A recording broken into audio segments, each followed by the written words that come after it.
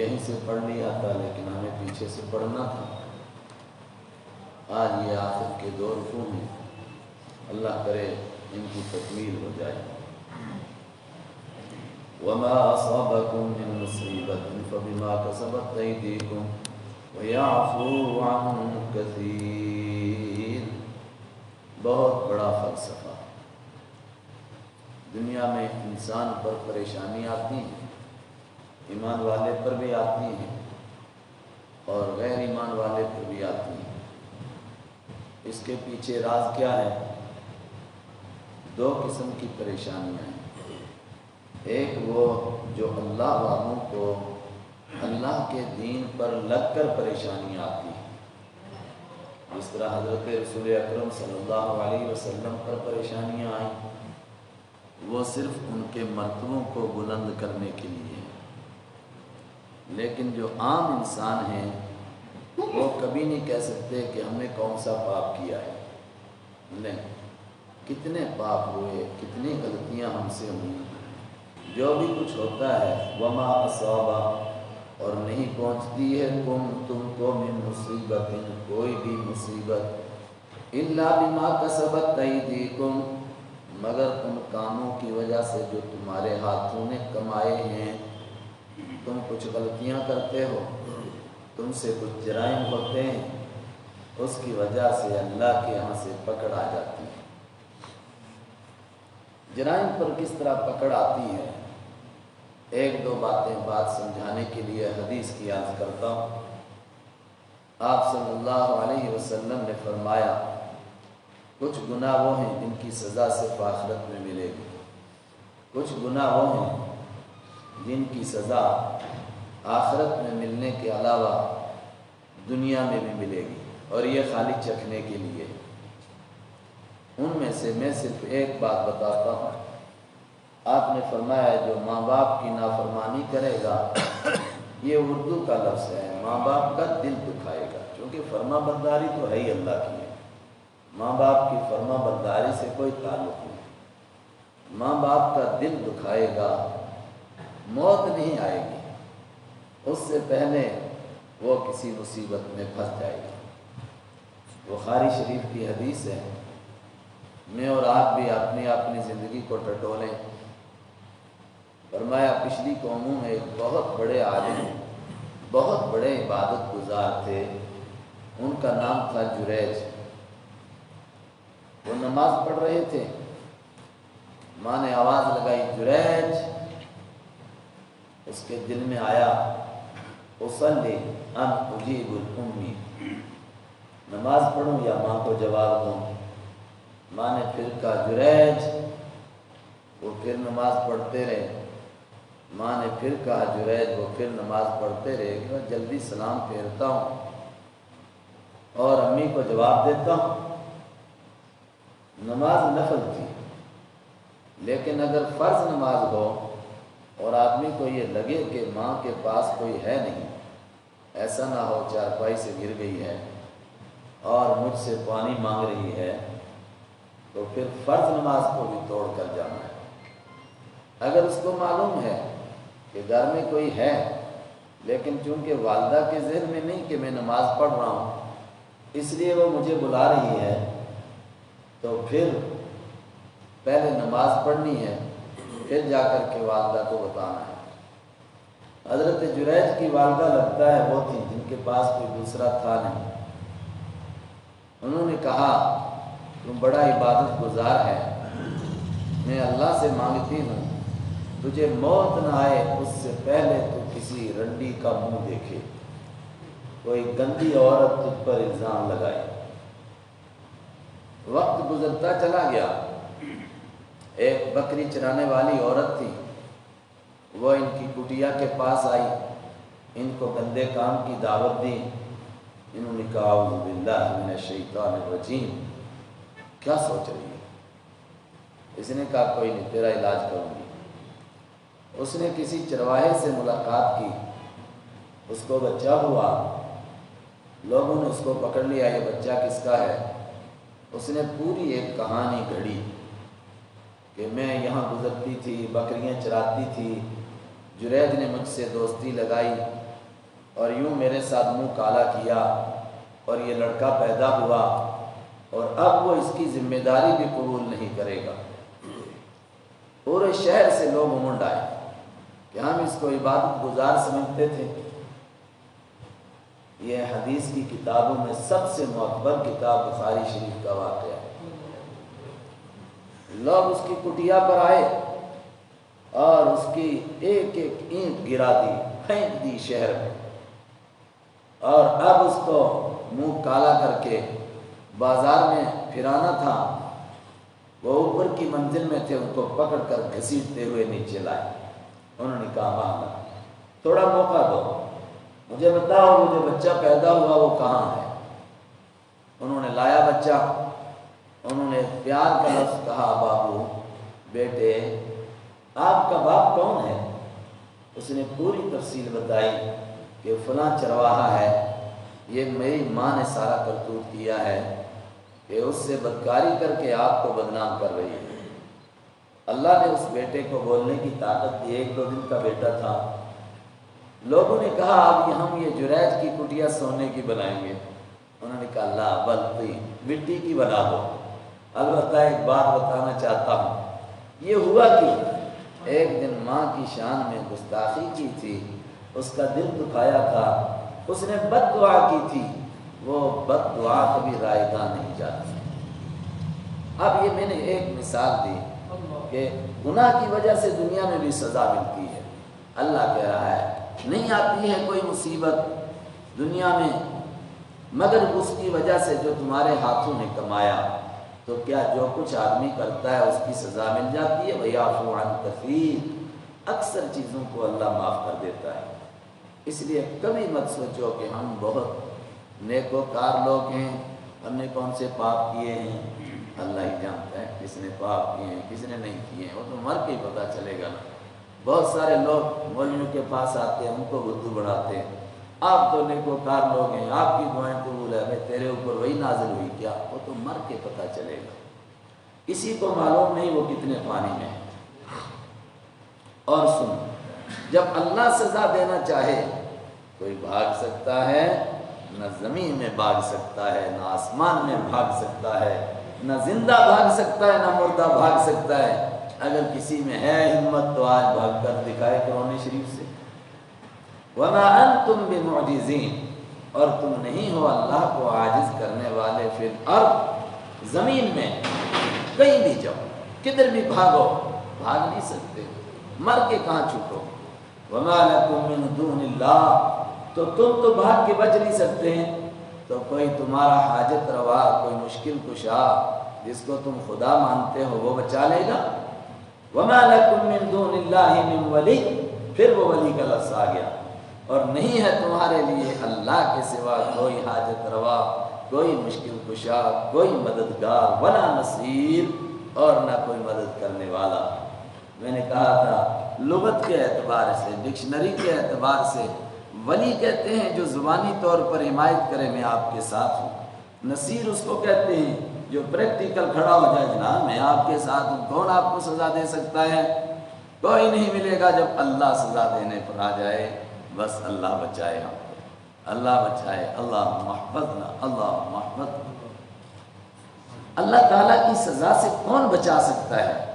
اس کے لیے ایک مثال پیش کی جا رہی ہے، غور کرو لوگوں۔ وَمِنْ آیَاتِهِ الْجَوَارِ، اور اللہ کی قدرت کی نشانیوں میں سے وہ کشتیاں ہیں، فی البحر، جو سمندر میں چلتی ہیں، کالأعلام، پہاڑ کی چوٹیوں کی طرح، اتنی بڑی بڑی کشتیاں ہیں، اگر اللہ ان کو ڈبونا چاہے کون بچائے گا؟ اگر اللہ ان کو غرق کرنا چاہے کون بچائے گا؟ اور یہ اس دور کی بات ہے کہ جب ابھی اسٹیمر نہیں تھا، موٹر نہیں تھا، کشتیاں صرف ہوا پر چلتی تھی، ہوا جدھر لے کر چلے ادھر ہی کشتی چل پڑے۔ یہ اللہ کا کرم ہوتا تھا کہ آدمی جہاں جانا چاہتا تھا ہوا اس کو وہاں لے کر جاتی تھی۔ یہ عجیب اللہ کی شان۔ حضرت ابو موسیٰ اشعری رضی اللہ تعالیٰ عنہ کا واقعہ بخاری میں، اللہ کرے یہ روایتیں آپ زبانی یاد کرو اور برملا لوگوں کو سناؤ۔ وہ کہتے ہیں کہ ہم یمن میں تھے، ایمان لا چکے تھے، جب ہم کو پتہ چلا کہ حبیب کبریا مدینہ چلے گئے تو ہم نے سوچا ہم بھی مدینہ پہنچتے ہیں، تو ہم ایک سمندری بیڑے پر بیٹھے، لیکن ایسا ہوا کا دھکا لگا کہ ہم بجائے مدینہ پہنچنے کے ایتھوپیا پہنچ گئے، حبشہ۔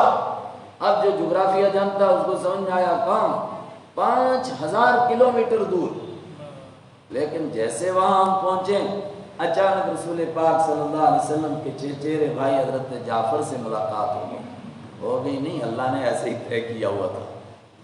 حضرت جعفر نے کہا کیا مسئلہ ہے؟ ہم نے پوری کہانی سنائی۔ انہوں نے کہا میں حضور کا چچیرا بھائی ہوں، ہمیں بھیجا گیا ہے کہ تم یہیں رہو جب تک ہم تمہیں بلاتے ہیں، لہٰذا تم بھی ہمارے پاس رہو۔ 7 سال تک یہ لوگ پھر وہیں رہے حبشہ میں۔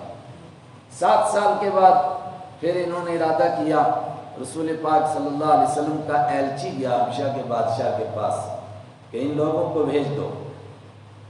جب وہ ایلچی گیا انہوں نے پھر بیڑا تیار کیا کشتیوں کا، لیکن اب جو کشتیاں چلی ہیں میرے خدا، بجائے وہ مدینہ کی طرف پہنچنے کے وہ سیدھی خیبر پہنچی، اور یہ وہ دن ہے جس دن خیبر فتح ہو چکا ہے۔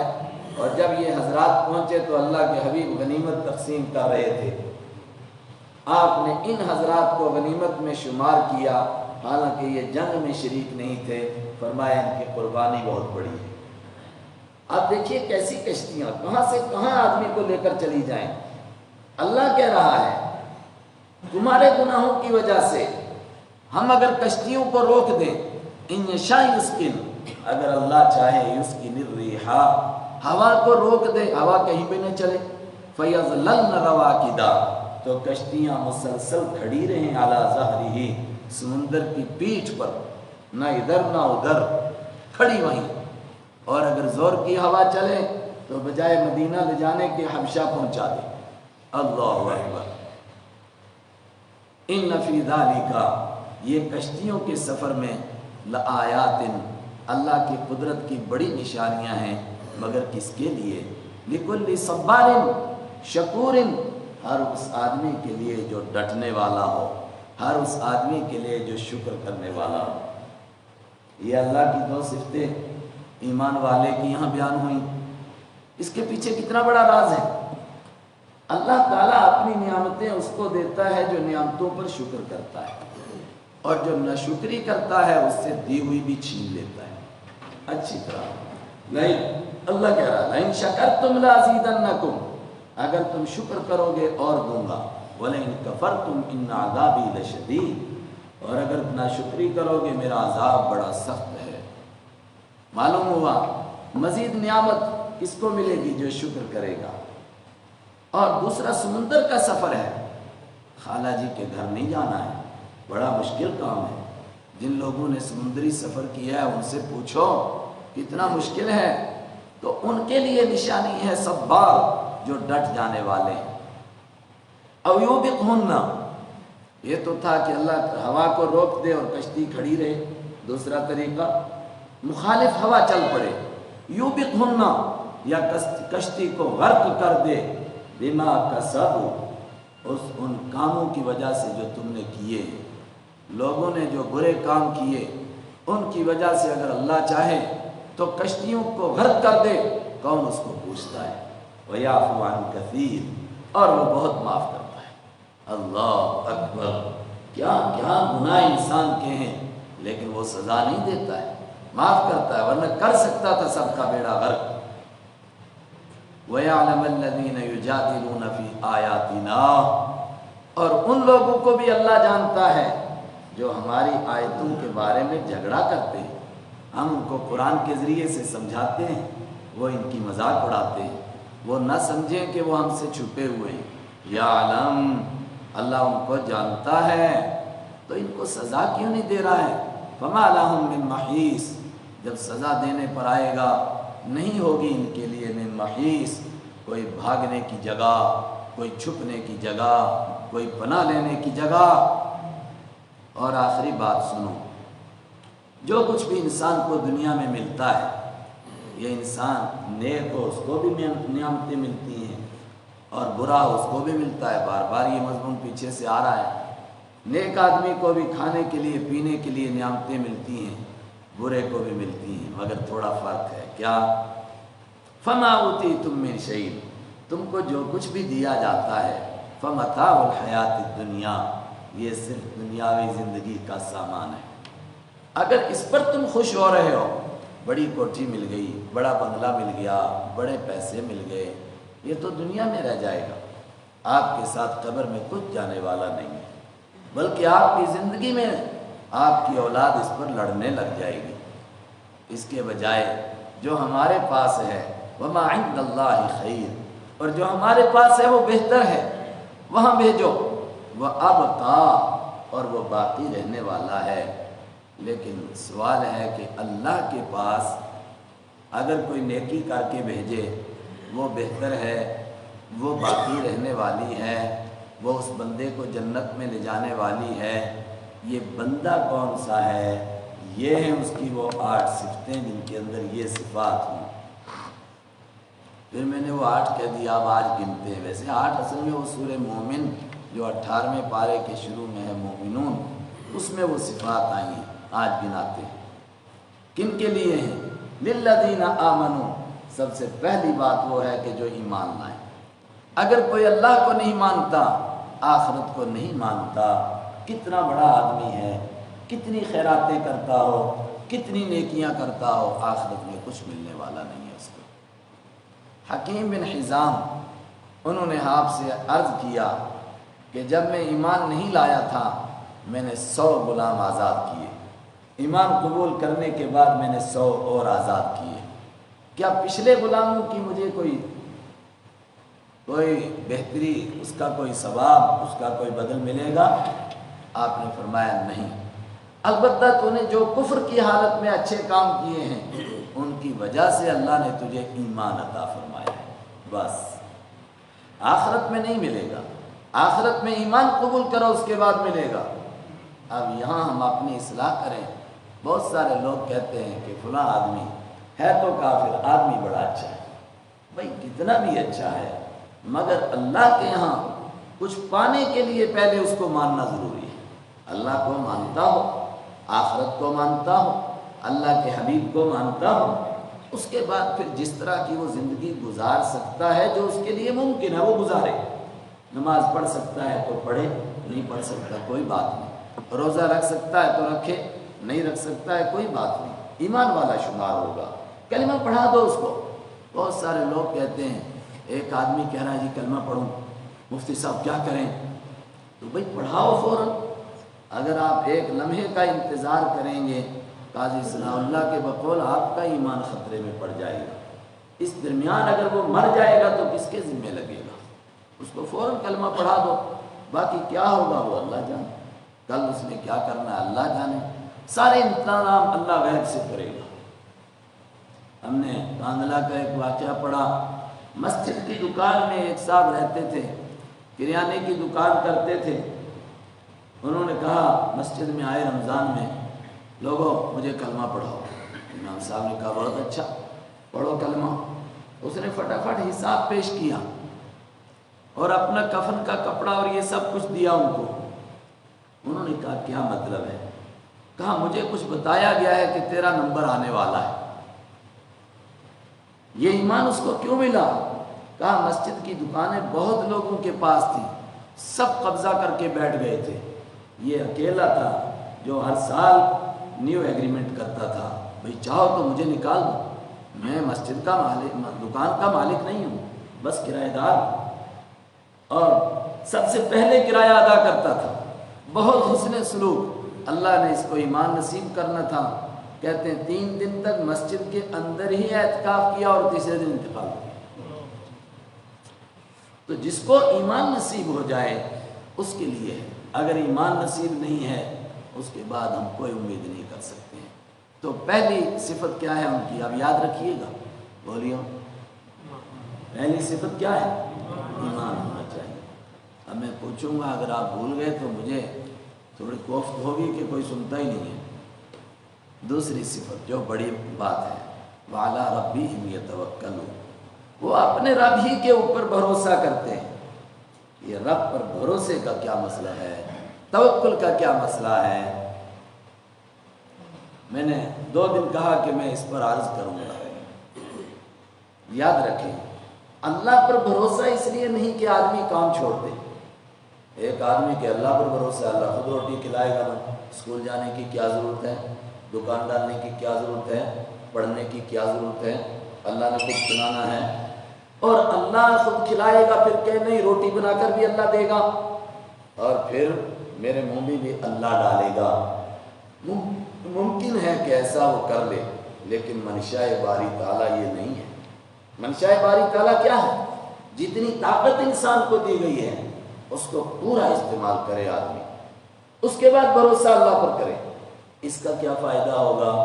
کتنا بڑا بھی نقصان ہوگا اس کو کوئی ٹینشن نہیں ہو گئی، اس لیے کہ وہ سمجھے گا کہ بھئی اللہ نے نہیں لکھا تھا تو میں نے اپنی طرف سے محنت کی.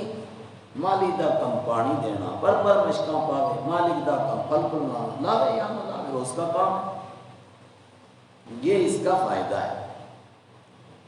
دوسری بات، جو بات پیش آ جائے، پچھلی بات کے لیے تقدیر کس لیے ہے؟ عمل والا بنانے کے لیے، بے عمل بنانے کے لیے نہیں ہے. محنت کرو اور جو ہو جائے اس کے اوپر ٹینشن سے بچنے کا ذریعہ ہے توکل. کچھ بھی ہو جائے، آ جائے تو خوشی نہیں، چلا جائے تو غم نہیں، کیونکہ بھروسہ کس کے اوپر ہے؟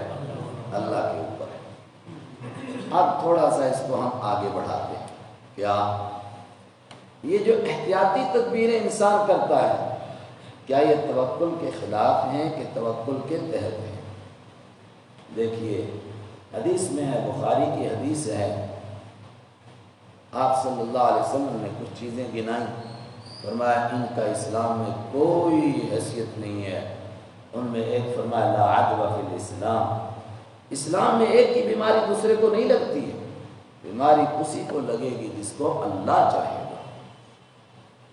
جس کو اللہ چاہے گا وہ مرے گا، جس کو اللہ چاہے گا وہ بیمار ہوگا، اور جس کو اللہ چاہے گا کہ بیمار ہو وہ بچ نہیں سکتا ہے، چاہے جہاں مرضی بھاگ کر کے جائے. لیکن بیماری نہیں پھیلتی، دوسرے کو نہیں لگتی، تو کیا اس کے لیے دوائی نہیں کرنی چاہیے؟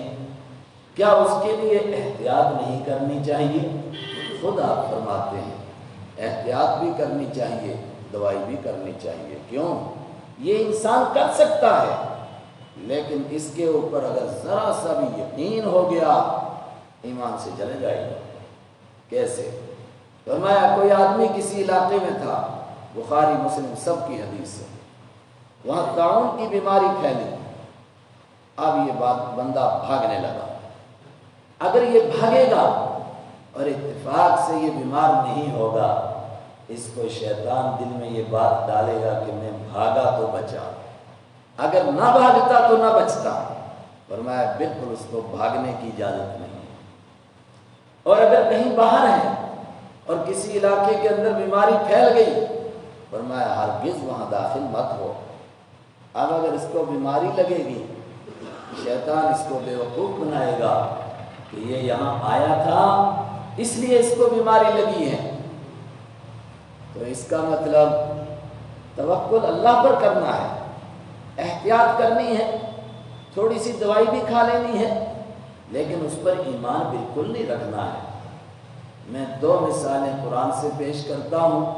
جب آدمی خام خواہ کے بھروسے وہ کرنے لگے نا احتیاط، لگتا ہے وہ اللہ کو پسند نہیں ہے اور الٹا ہو جاتا ہے.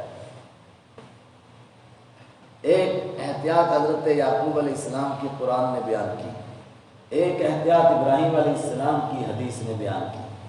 قرآن کی عرض کرتا ہوں، ان کے بیٹے مصر گئے غلہ لینے کے لیے.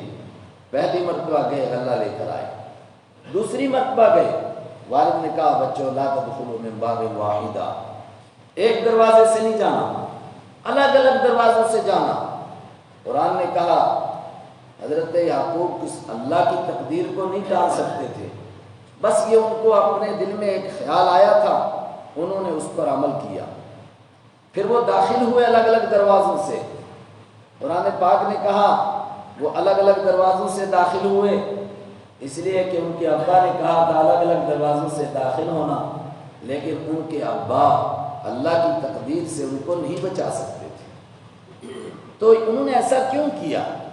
تمام مفسرین کا اس پر اتفاق ہے، اس لیے کہ پہلی مرتبہ بچے گئے تھے ان کا وہاں کوئی تعارف نہیں تھا، اب تعارف ہو گیا ہے۔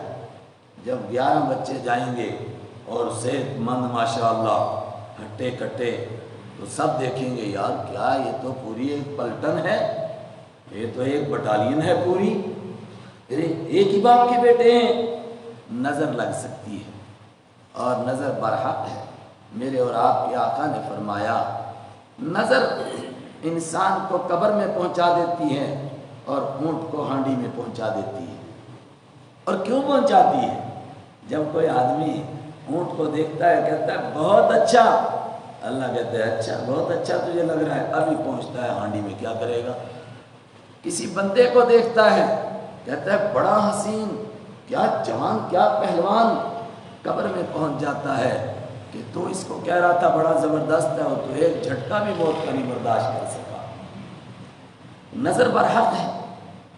اس موقع پر قرآن پاک نے تبصرہ کیا۔ حضرت یعقوب علیہ السلام نے بیٹوں کو یہ بات کیوں کہی تھی؟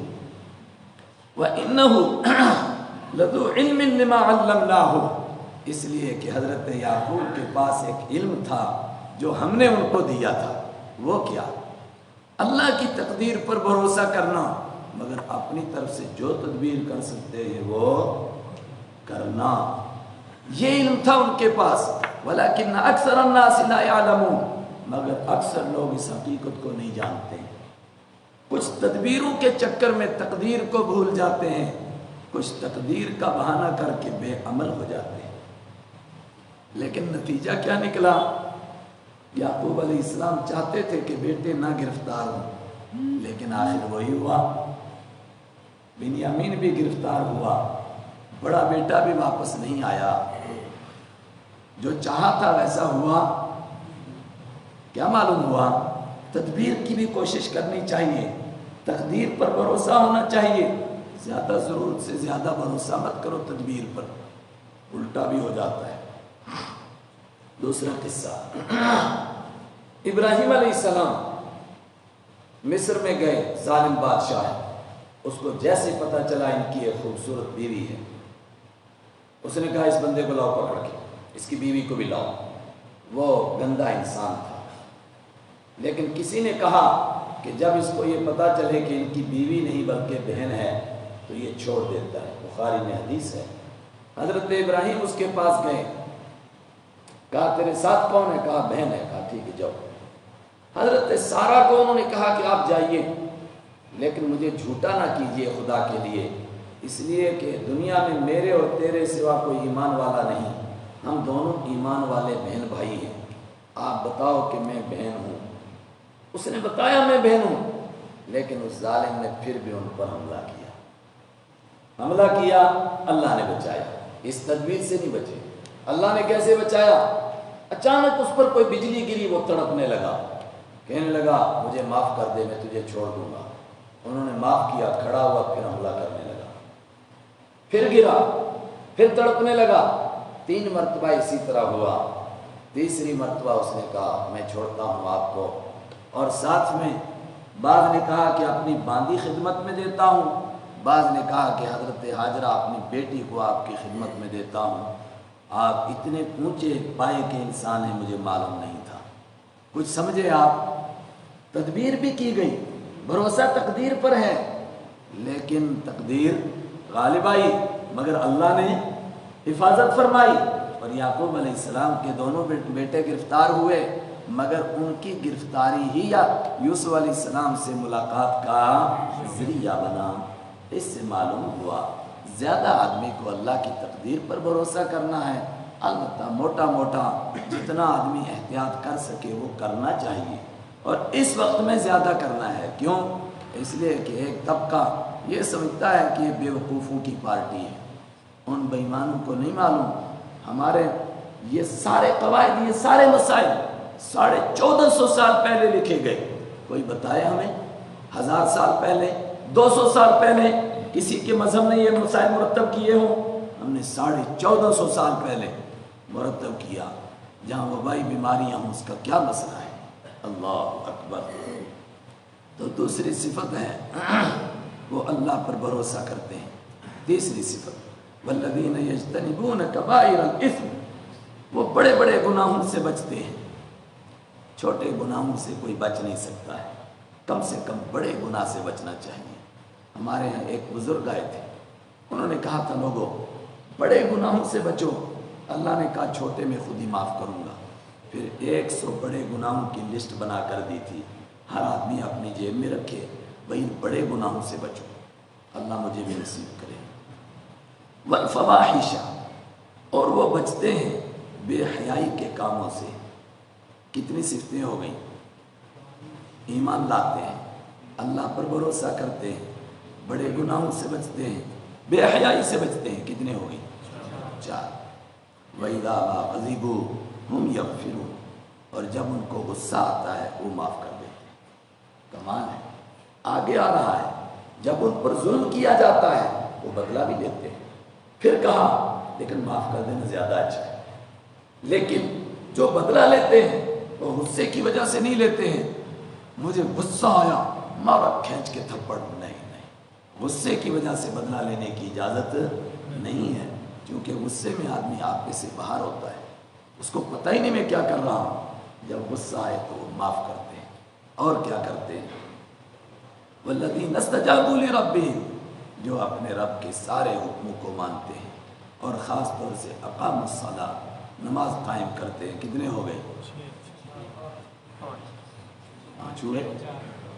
ارے 4 ہوئے۔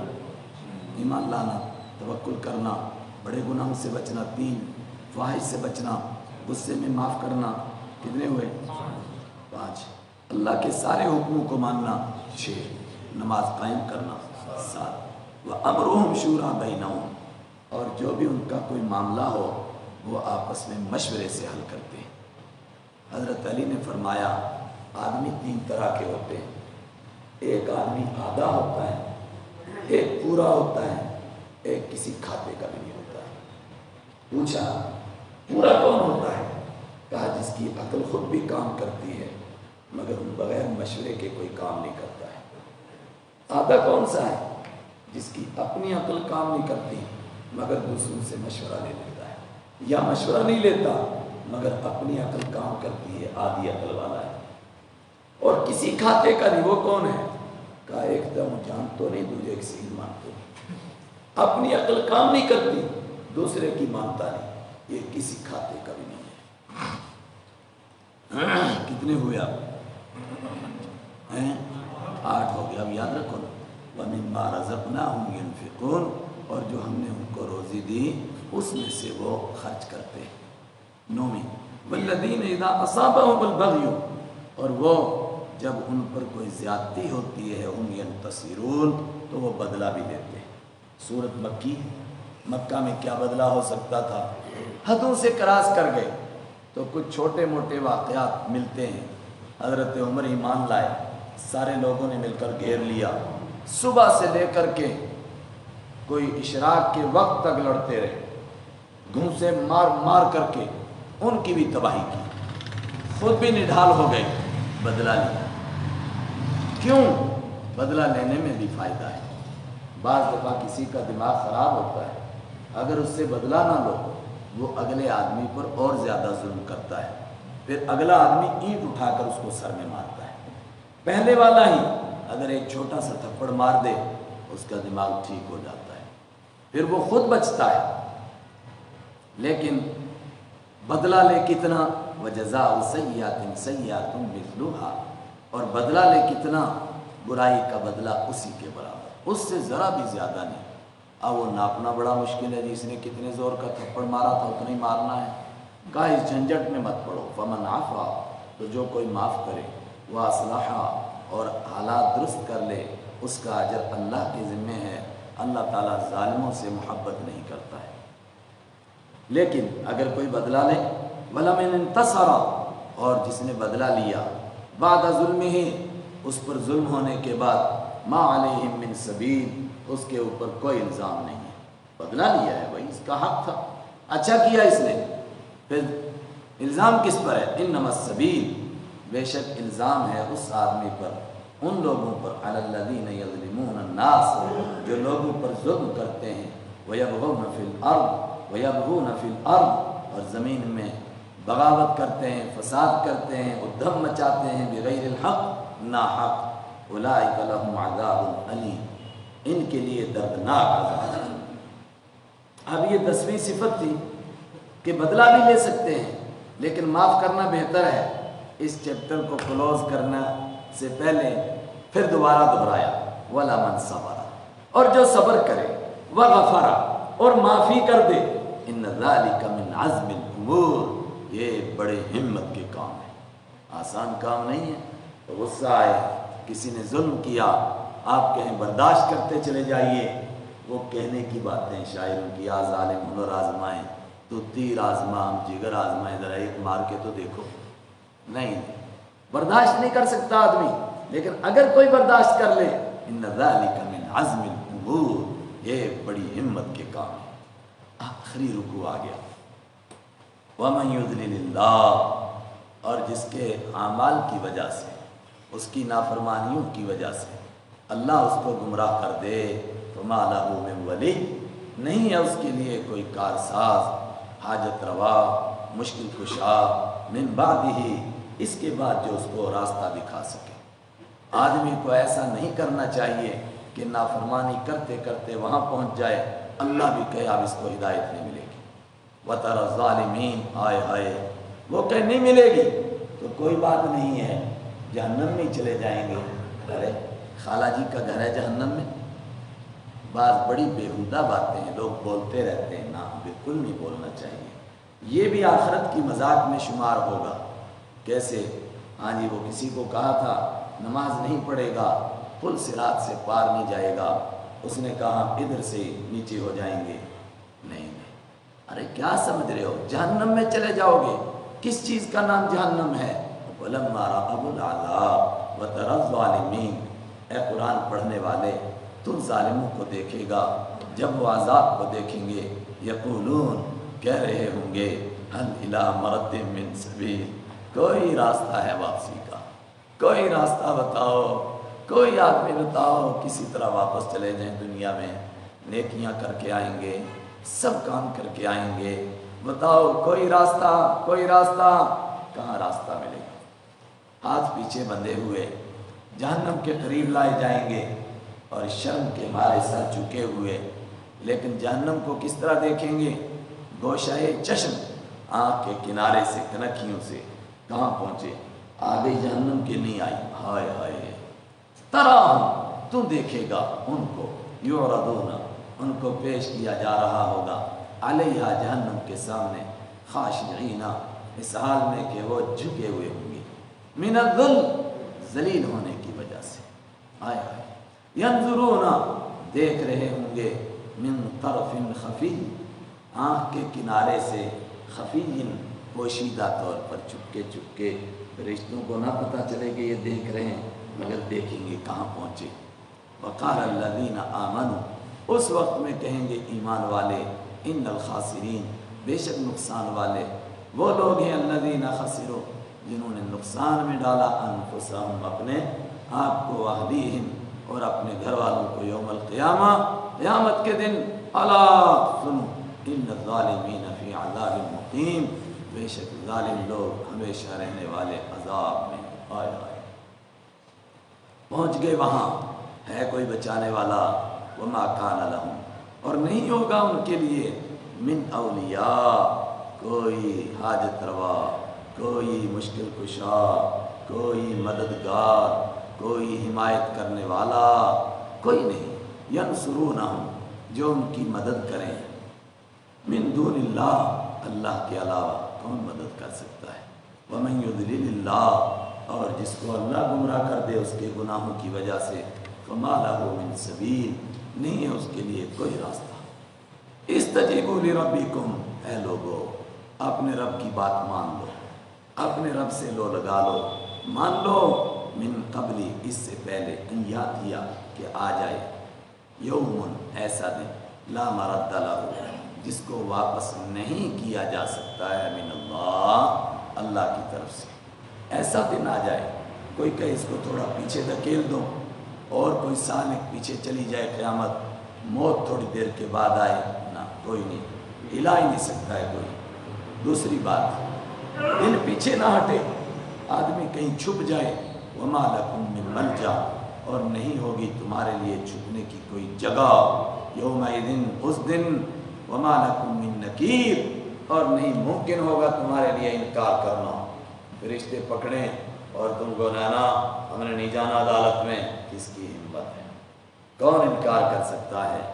فَإِنْ أَعْرَضُوا، بس اگر اس آخری پیغام کے بعد بھی وہ منہ موڑتے ہیں، اے میرے پیغمبر فما ارسلناک، ہم نے نہیں بھیجا آپ کو علیہم ان پر حفیظاً، حفاظت کرنے والا بنا کر، ٹھیکیدار بنا کر، ذمہ دار بنا کر، آپ نہیں ہیں، مانتے ہیں ٹھیک ہے، نہیں مانتے ہیں جائیں جہنم میں، آپ کے ذمہ کیا ہے؟ ان علیکا، نہیں ہے آپ کے ذمہ الا البلاغ، مگر صاف صاف پہنچا دینا، وَإِنَّا إِذَا أَذَقْنَا الْإِنسَانَ، اور بے شک ہم انسان کو جب چکھاتے ہیں منا اپنی طرف سے رحمتاً مہربانی، فریحا بہا، وہ خوش ہوتا ہے۔ شروع صورت بھی یہی تھی، وَإِن تُصِبْهُمْ سَيِّئَةٌ، اور اگر اس کو پہنچتی ہے کوئی پریشانی، بما قدمت ایدیہم، ان کرتوتوں کی وجہ سے جو اس کے ہاتھوں نے کیے ہیں، فإن الانسان کفور، تو بے شک انسان بڑا ناشکرا ہو جاتا ہے۔ آئے آئے، اللہ تعالیٰ جو دیتا ہے، رحمت پہنچاتا ہے، تو آدمی اعراض کرتا ہے اللہ تعالیٰ کیا دیتا ہے، کیا نہیں دیتا ہے۔ کائنات میں کون سی کوئی چیز ہے جو انسان کو اللہ کے سوا کہیں اور سے ملتی ہے؟ للہ ملک السماوات والارض، اللہ ہی کے لیے بادشاہی ہے آسمانوں کی اور زمین کی۔ کیا کرتا ہے؟ یخلق ما یشاء، پیدا کرتا ہے ما یشاء، جو چاہتا ہے، اس کی شان، یہب، دیتا ہے لمن یشاء، جس کو چاہتا ہے، اناثاً، بیٹی، ویہب، اور دیتا ہے لمن یشاء، جس کو چاہتا ہے، الذکور، بیٹا، الذکور، بیٹا دیتا ہے، کوئی نہیں اس کو پوچھ سکتا اس کو بیٹی دے، اس کو بیٹا دے، او یزوجہم، یا دونوں ملا کر دیتا ہے، ذکرانا و اناثا، بیٹا بھی اور بیٹی بھی۔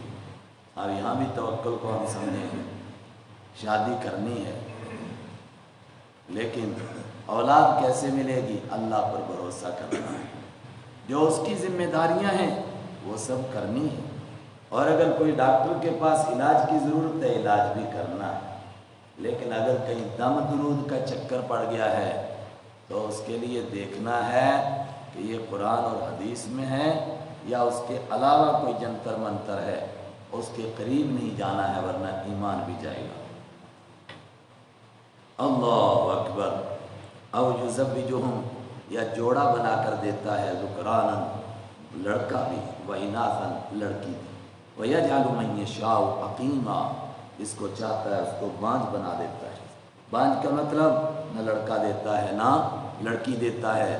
ترقی کے اس دور میں وہ پوری دنیا میں پھرتا ہے کشکول لے کر، نہ لڑکا ملتا ہے نہ لڑکی ملتی ہے۔ پوچھتے ہیں کوئی سبب، کوئی ریزن، کہتے ہیں کوئی سبب نہیں مگر نہیں مل رہا ہے۔ اللہ اپنی طاقت کا اظہار کرتا ہے نا، اِنَّهُ عَلِيمٌ قَدِيرٌ، بے شک وہ جاننے والا ہے، قدیر، زبردست طاقت کا مالک ہے، وہ اپنی طاقت کا اظہار کرتا ہے، جانتا ہے کس کو دینے ہیں۔ اب وہ آخری مضمون آیا کہ یہ قرآن ہر ایک کو کیوں نہیں ملا؟ اللہ تعالیٰ ہر بندے سے مل کر کے اس کو کیوں نہیں کہتا نماز پڑھ، زکوٰۃ دے، روزہ رکھ، حج کر؟ ایک ایک بندے سے کیوں نہیں ملتا ہے؟ مل سکتا ہے کسی کی ہمت اللہ سے ملاقات کرنے کی؟ وما کان لبشر، نہیں ممکن ہے کسی بشر کے لیے، ان یکلمہ اللہ، کہ بات کرے اس سے اللہ۔ یہ بندہ ایک مشت خاک، اللہ اس سے بات کرے، ممکن نہیں۔ ہاں، اللہ اپنے رسولوں کو منتخب کرتا ہے، ان سے بات کرتا ہے۔ کیسے کرتا ہے؟ الا وحیا، یا تو وحی کے ذریعے کرتا ہے، او من وراء حجاب، یا پردے کے پیچھے سے کرتا ہے، او یرسل رسولا، یا کسی فرشتے کو بھیج کر کے کرتا ہے۔ یہ تین قسمیں ہوئیں۔ اور لاسٹ والی کی 2 بنیں گی تو 4 ہو جائیں گی۔ سب سے پہلے اللہ وحی کے ذریعے سے بات کرتا ہے۔ حضرت رسول اکرم صلی اللہ علیہ وسلم پر کس طرح وحی آتی تھی، بخاری ابتدا یہاں سے ہوئی، کیفا بدء الوحی، وحی کس طرح شروع ہوئی آپ کے اوپر۔ فرمایا سب سے مشکل طریقہ وحی کا یہی ہوتا ہے، اللہ کی طرف سے براہ راست ایک مضمون دل کے اوپر اترتا ہے اور ہمیں ایسا لگتا ہے جس طرح ایک زنجیر کو پتھر پر رکھ کر کے کھینچا جا رہا ہے، اور جب وہ مضمون پورا ہوتا ہے سب کا سب ہم کو یاد ہو گیا ہوتا ہے۔ یہ ہے وحیاً اللہ کی طرف سے وحی کے ذریعے سے۔ اور آپ نے فرمایا یہی سب سے مشکل طریقہ ہے۔ سخت سردی کے موسم میں یہ وحی آپ پر آتی تھی، آپ پسینے سے شراب بور ہو جاتے تھے۔ ایک اونٹنی پر آپ تھے، وہی اترنے لگی، اونٹنی کی کمر ٹوٹنے لگی۔ ایک صحابی کی ران پر آپ کا سر تھا، وہی اترنے لگی، وہ کہتے ہیں ایسا لگ رہا تھا جیسے میری ران ٹوٹ جائے گی۔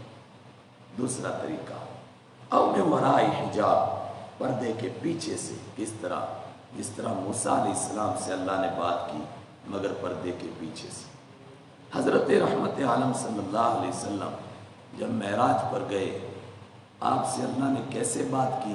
آمنے سامنے کے پردے کے پیچھے سے۔ یہ بڑا مسئلہ ہے۔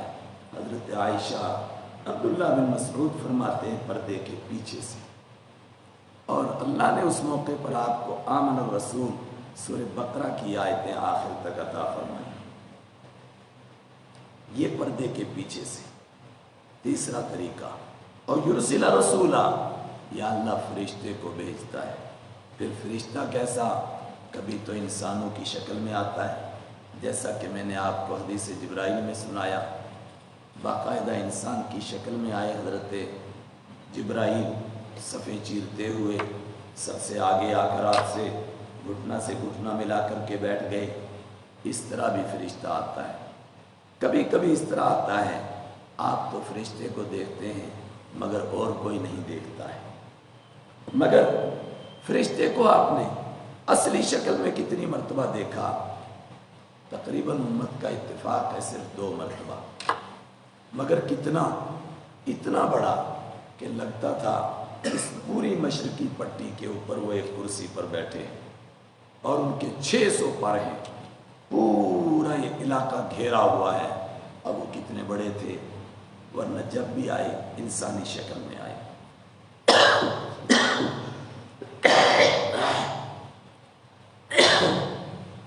پھر وہ وحی کرتے ہیں، اب چلا مجھے بدن گلے کا ویوحیا، وہ وحی کرتے ہیں اللہ کے حکم سے، ما یشاء، جو اللہ چاہتا ہے۔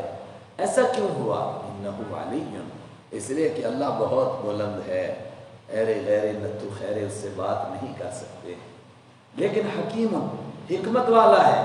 اس کی حکمت کا تقاضا ہوا کہ خاص بندے منتخب کرو رسول، ان کو یہ پیغام پہنچے اور وہ آگے لوگوں کو پہنچائیں۔ فرمایا ان طریقوں سے آپ کے پاس وحی آتی ہے۔ وَكَذَلِكَ، اور اسی طرح اوحینا، ہم نے وحی بھیجی الیک آپ کی طرف، روحا من امرنا، اپنی طرف سے روح بنا کر۔ روح کا مطلب یہ قرآن ایک روح ہے، جس طرح روح پڑھنے سے مردے زندہ ہوتے ہیں، اس قرآن کے ملنے سے مردہ انسان زندہ ہوتے ہیں۔ یہ ایک زندہ جاوید کتاب آپ کو عطا کی گئی، نہدی بھی، اس کتاب کے ذریعے سے اللہ ہدایت دیتا ہے۔ ہم ہدایت دیتے ہیں من نشاء، جس کو چاہتے ہیں، من عبادنا، اپنے بندوں میں سے، اور ہم اس کتاب کے ذریعے سے ہدایت دیتے ہیں۔ وَإِنَّكَ، اور اے میرے پیغمبر بے شک آپ بھی، لَتَهْدِي، ضرور رہنمائی کرتے ہیں، اِلَىٰ صِرَاطٍ مستقیم، سیدھے راستے کی طرف۔ کون سا ہے سیدھا راستہ؟ صراط اللہ الذی لہ ما فی السماوات و ما فی الارض، اس اللہ کا راستہ جس کے لیے سب کچھ ہے، جو آسمانوں میں ہے، جو زمین میں ہے۔ پیغام کیا ہے اس وحی کا؟ الا سنو، الی اللہ، اللہ ہی کی طرف تصیر الامور، سارے معاملات لوٹتے ہیں۔ بیچ میں ایک ایک لفظ ہے، وہ میں چھوڑ رہا ہوں، اب عرض کرتا ہوں۔ کیا یہ کتاب آپ کو ملی، جب تک یہ کتاب آپ کو نہیں ملی تھی کیا تب تک آپ معلوم تھا آپ کو قرآن کیا ہے، ایمان کی تفصیلات کیا ہیں، نماز کیسے پڑھنی ہے، روزہ کیسے رکھنا ہے؟ فرمایا نہیں، ما کنت تدری، میرے پیارے آپ نہیں جانتے تھے، مل کتاب، کتاب کیا ہے یہ ہم نے آپ کو عطا کی، ولل ایمان، اور آپ نہیں جانتے تھے ایمان کیا ہے۔ ایمان کا مطلب مطلق طور پر آپ مومن تھے، جانتے تھے ایمان کیا ہے، لیکن اس کی تفصیلات، روزے کیسے رکھنے ہیں، نماز کیسے پڑھنی ہے، امت کو کس طرح دین پر لانا ہے، اللہ کا دین کس طرح پھیلانا ہے، یہ تفصیل آپ نہیں جانتے تھے۔ وَلَكِنْ جَعَلْنَاهُ نُورًا، مگر ہم نے اس قرآن کو ایک روشنی بنایا، نور بنایا، جس کے ذریعے سے ہم جس کو چاہتے ہیں اپنے بندوں میں سے ہدایت دیتے ہیں، اور آپ صراط مستقیم کی طرف ہدایت دیتے ہیں۔ صدق اللہ مولانا العظیم۔ پتہ نہیں کچھ گلے میں پڑ گیا، کیا وجہ ہے، تھوڑا سا مشکل ہو رہا ہے، تو اسی پر آج بس کرتے ہیں۔ صدق اللہ مولانا العظیم۔